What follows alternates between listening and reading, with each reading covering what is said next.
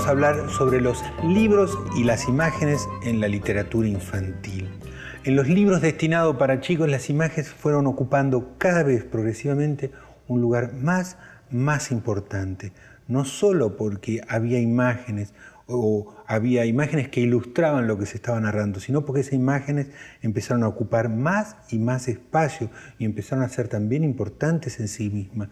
Y en algunos casos, poco a poco, fueron hasta narrando por sí mismas. Las ilustraciones han estado presentes en los libros infantiles desde sus orígenes. Un ejemplo de ello es Alicia en el País de las Maravillas, que tenía 37 ilustraciones de Lewis Carroll. Así es que los libros con imágenes y los libros con ilustraciones se han convertido en un objeto de reflexión, que quiere decir que nos vamos a poner a pensar en lo que estamos viendo o en lo que nos hace pensar eso que estamos viendo. De eso trata el programa de hoy. Adelante.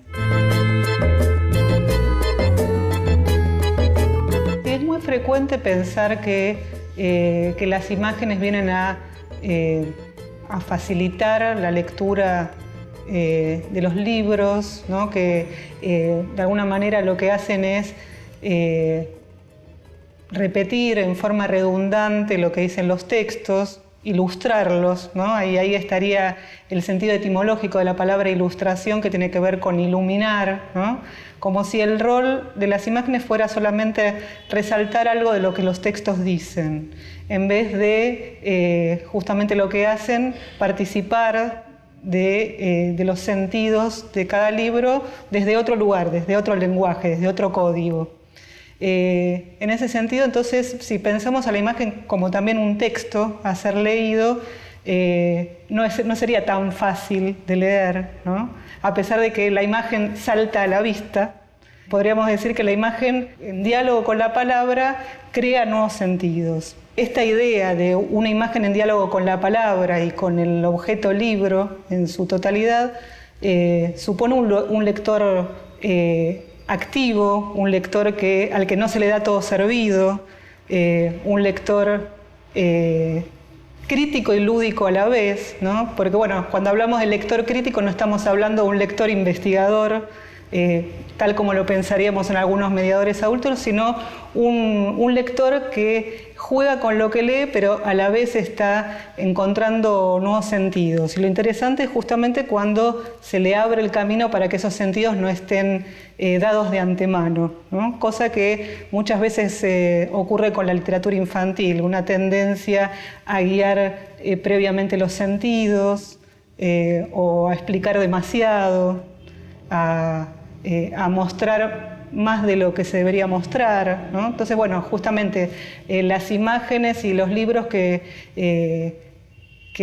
apelan a un lector constructor de sentidos, lo piensan como un receptor estético de la misma calidad que cualquier receptor estético, tenga la edad que tenga, ¿no? Sea un adulto o un niño.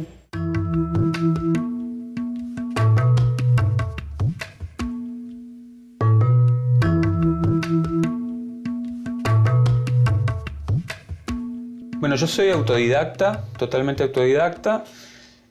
Siempre me interesó la ilustración, la escritura y después me enteré que también el tema del diseño gráfico, que lo hacía más intuitivamente aún que todo el otro proceso. Cuando encontré ese espacio que eran los libros para chicos, me gustó mucho más que todo lo otro. Yo generalmente parto de una idea que es gráfica. Esa idea me lleva por ahí a tirar algunos bocetos de proyecto gráfico. Por ejemplo, acá tenemos, este es Abel Regalasoles. Mi técnica es de recorte de papel en la mayoría de mis libros, no en todos, pero en la mayoría es recorte de papel, es lo que más me gusta hacer. Mis bocetos de dibujos son también molde para hacer los dibujos.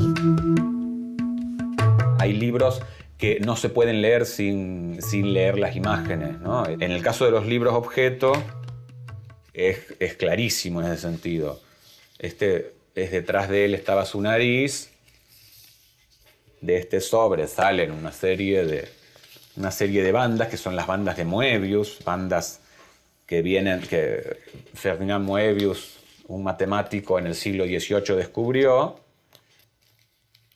estas bandas no tienen ni atrás ni adelante, ni arriba ni abajo, por eso son infinitas. Detrás de él estaba su nariz, que era tan pero tan larga que cada vez que él se daba vuelta se asustaba, porque se encontraba con que detrás de él estaba su nariz, que era tan pero tan larga que cada vez que él se daba vuelta se asustaba, porque se encontraba con que detrás de él estaba su nariz, que era tan pero tan larga que cada vez que él se daba vuelta se asustaba, porque se encontraba con que detrás de él estaba su nariz, que era tan pero tan larga. O sea, libros en que, en este caso es un objeto, pero libros en donde texto, imagen, diseño y diseño industrial en este caso funcionan inseparables. O sea, no se puede sacar una cosa sin hablar de la otra.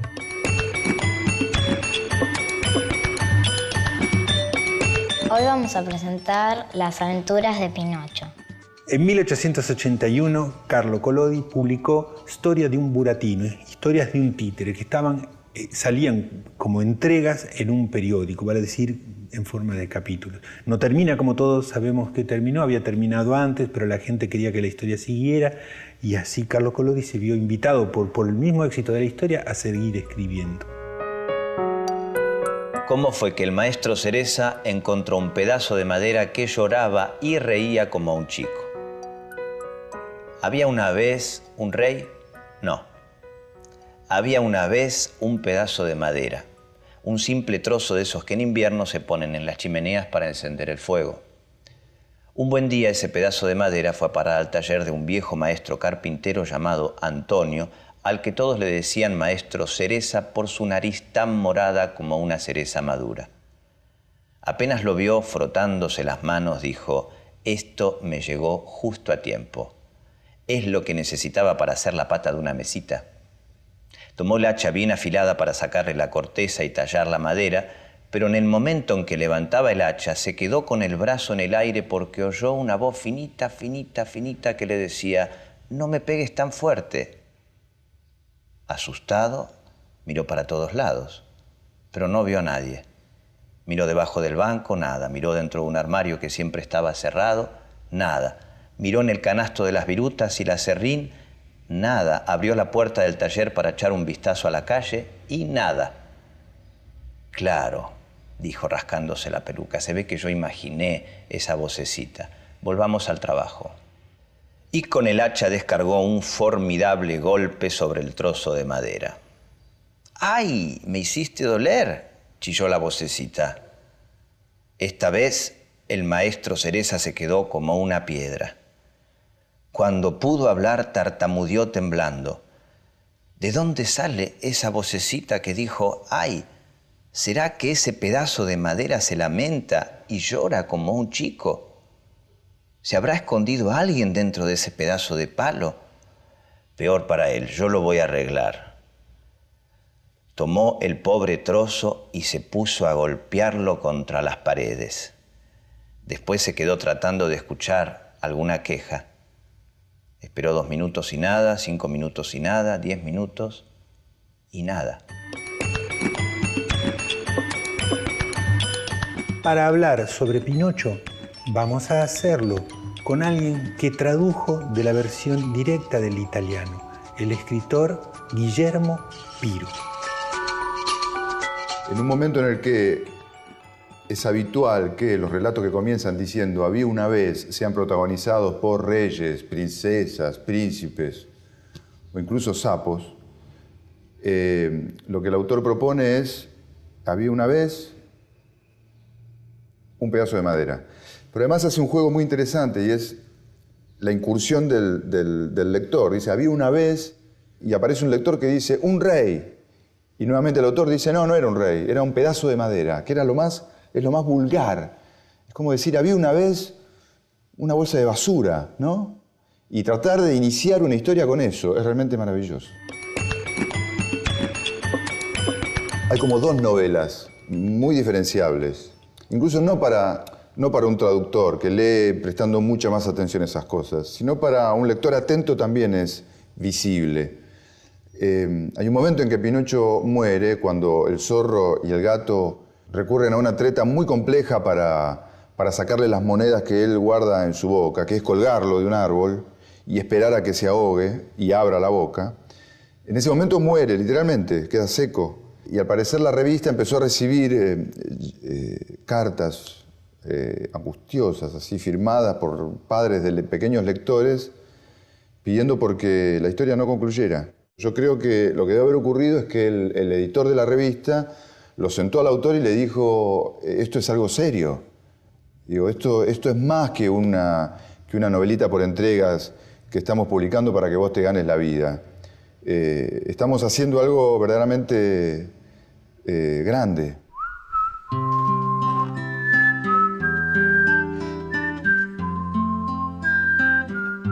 Hoy tengo un libro muy especial.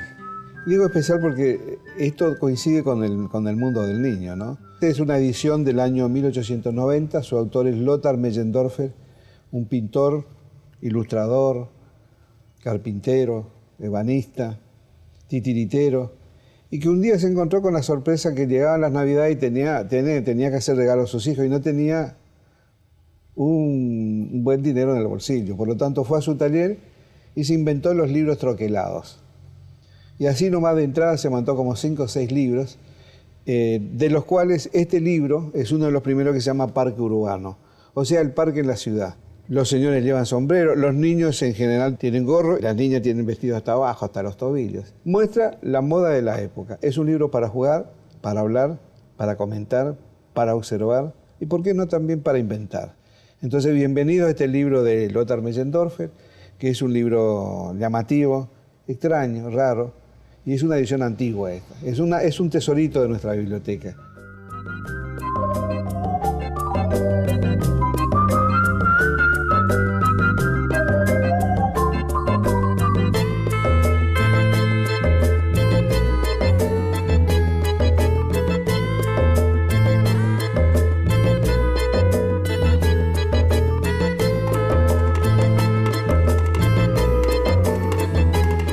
La ilustración se la suele asociar a los niños más pequeños y sobre todo un género que apareció con fuerza recientemente, aunque ya tiene su historia en el siglo XX, que es el de los libros álbum, esos libros donde la imagen y el código escrito dialogan en forma interdependiente, donde ambos códigos se convocan mutuamente. Muchos de estos libros lo que hacen es justamente pensarse para un destinatario ampliado, tanto niño como adulto, justamente porque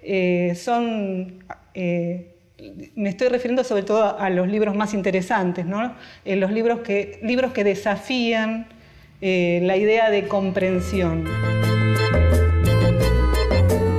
Todo arte, y pensamos a la literatura infantil como arte, sobre todo cuando se piensa y se produce como arte, se caracteriza justamente por un balance entre lo que se dice y lo que se calla, entre lo que se muestra y lo que se oculta o lo que a veces se sugiere, ¿no? El arte de la sugerencia, el arte de dejar sentidos en el aire que no estén absolutamente dados y explicitados para el lector, es una de las formas de pensar en un lector activo, un lector que no hay que estar llevándolo para guiarle los sentidos que él tendría que interpretar, sino un lector al que se le da un espacio de libertad, ¿no? En la lectura como un acto de creación. Toda obra tiene una clave para ser interpretada, pero nunca vamos a saber exactamente cómo va a leer esa clave el lector.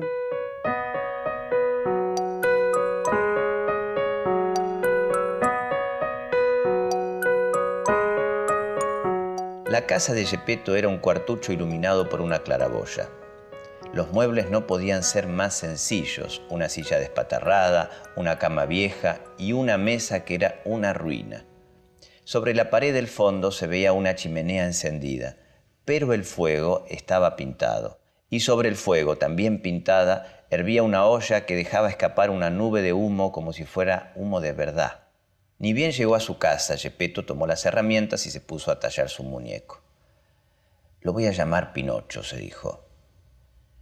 Este nombre le traerá suerte.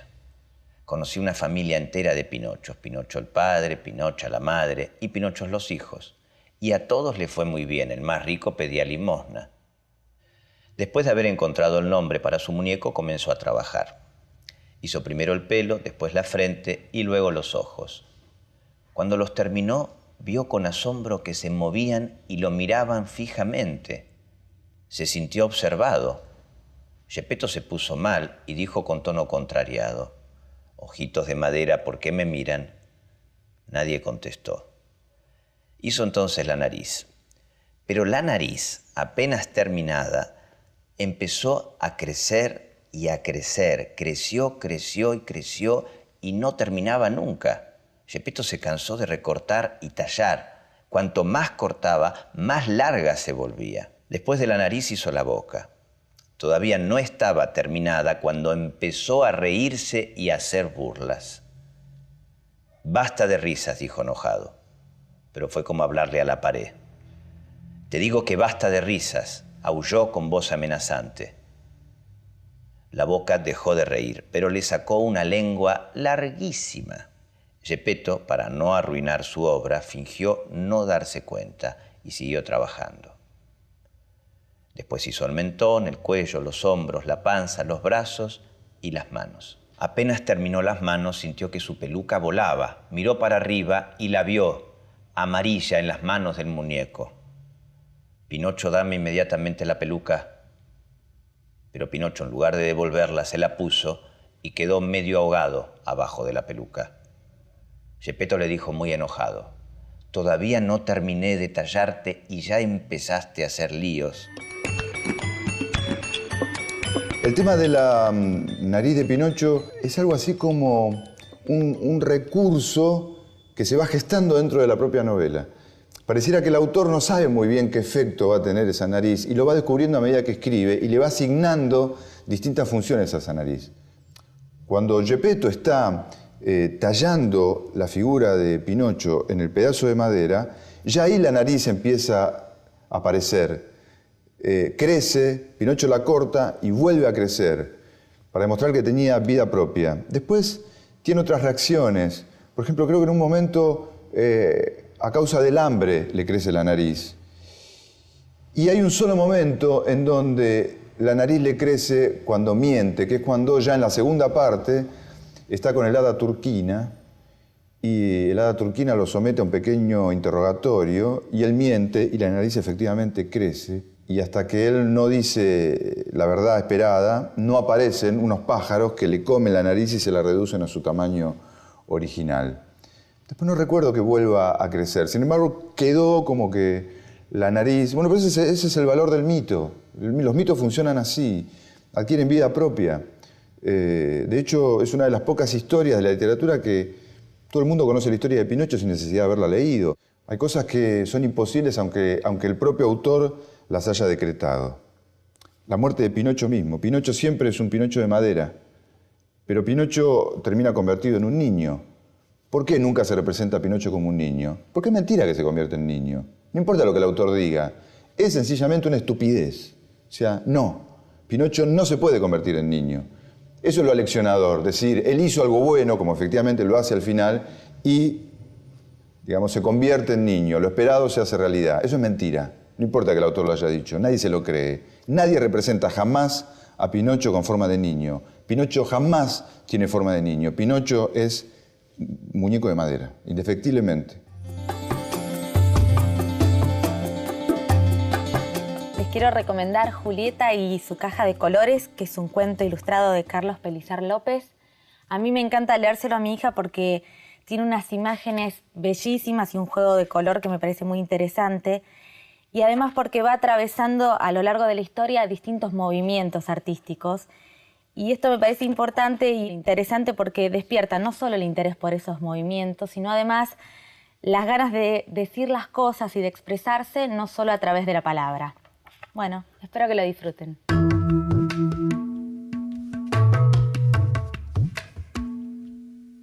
Con los libros ilustrados para chicos, con los libros álbum, está pasando lo que en otros momentos pasó con la historieta, ¿no? O sea, la historieta en el tiempo de mis padres y abuelos era vista como para niños, ¿no? Esa cosa de que leen demasiada historieta.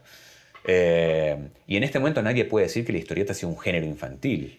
No creo que los libros para chicos sean estrictamente para chicos. Creo que cargan con el peso de un adjetivo, que es el infantil, digamos, la literatura infantil. Hay libros que por ahí responden, sí, a cierto momento de la edad de un chico, pero precisamente no son esos a los que yo apunto, porque se supone que esos libros serían efímeros. Y me parece que cualquier libro, aun aquellos que sean para lectores aparentemente muy chiquitos, tenga que recuperarse incluso en el geriátrico. Y en esta fotografía, la popular rana Clodomira se nos muestra sosteniendo su ramo de perejil, trofeo que le fuera dado el día que batió el récord de caída libre sobre campo de lechugas, un emotivo acto que fue celebrado en medio de la selva. Como mediadores, los chicos, frente a los adultos, se ponen y demuestran que tiene múltiples sentidos, los adultos toman el libro para sí. O sea, ese es el juego que a mí me gusta provocar, ¿no?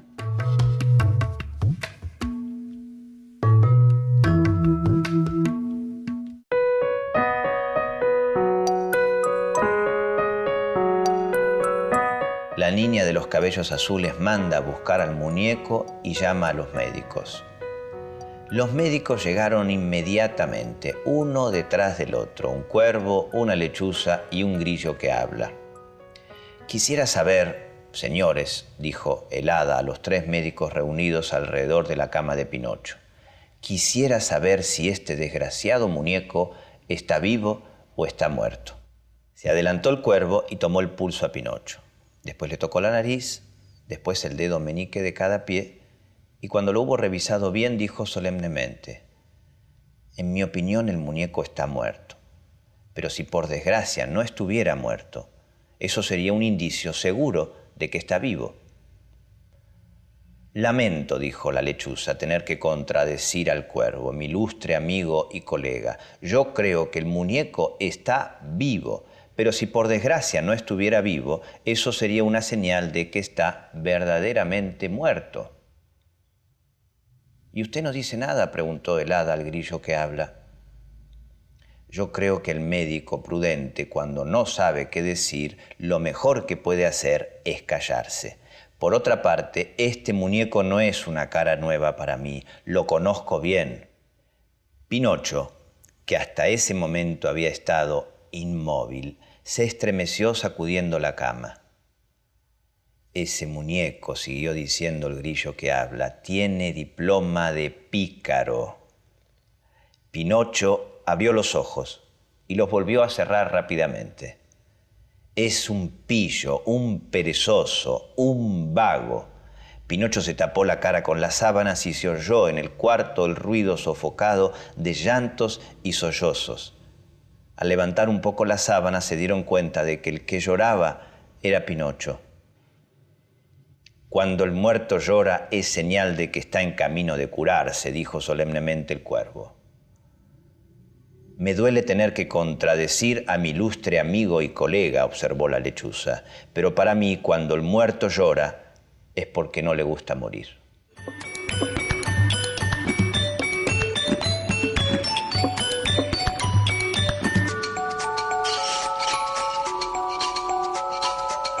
El libro es la italianidad pura.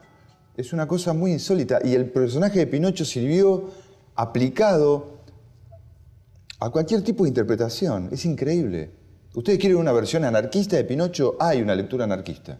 Hay gente que ha hecho una lectura paso a paso del libro como Pinocho, identificado como el anarquista por excelencia. Quieren una versión vegetariana, la tienen. Hay una versión que lee a Pinocho como el primer gran vegetariano de la historia de la literatura. Porque si ustedes se fijan, al principio él creo que come unas cáscaras de pera y a lo largo del libro creo que come unas almendras y nada más. Hay una versión cristiana, la tienen, con la identificación que se hace de José, el papá de Cristo, con Geppetto, que incluso en italiano tienen una similitud fonética bastante notable, Giuseppe, Geppetto. y el parecido que existe entre Cristo y el propio Pinocho. Uno nace de la madera, el otro termina en la madera. ¿Quieren una versión anticristiana? También la tienen. Pinocho sirvió aplicado a cualquier tipo de interpretación. Existen miles de interpretaciones y a todo funciona a la perfección. Todo aquel que lo aplica a una interpretación posible siente que tiene la verdad porque todo funciona. Pero esa es la grandeza del libro. Una vez conocí al que había sido el primer traductor de Borges en Ucrania y dijo una cosa que me quedó para siempre, y es que lo difícil de traducir a Borges no era traducir las palabras en sí, sino un espacio que había detrás de las palabras. Esa fue la imagen que él utilizó, y de esta manera quiero también significar lo que para mí vimos en el programa de hoy, que las imágenes sirven para hacer ese espacio en el que nos vamos a encontrar con las palabras. Hasta la próxima lectura.